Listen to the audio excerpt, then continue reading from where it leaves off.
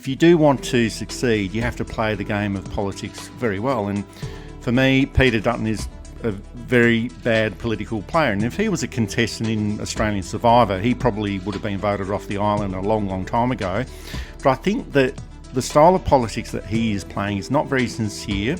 It appears highly opportunistic. It's too hard and too narrow.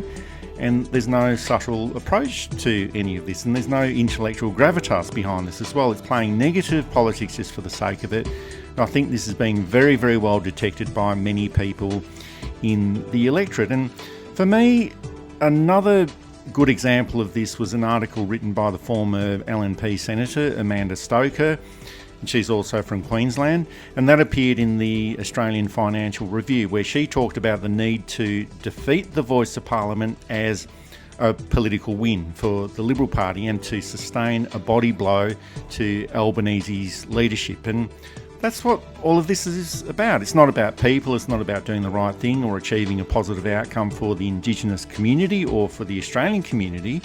It's all about the political win and sustaining a body blow to the Prime Minister. And the Liberal Party just doesn't seem to understand what modern politics is meant to be about anymore. It's politics without a purpose, and it's becoming less and less relevant as time goes by. Nobody outside of perhaps himself has ever thought that Peter Dutton will be even leading the Liberal Party at the next election, let alone become Prime Minister. Now, I'm less inclined to make direct blanket predictions like that because Tony Abbott is the warning and Scott Morrison is the warning against totally unfit people becoming Prime Minister.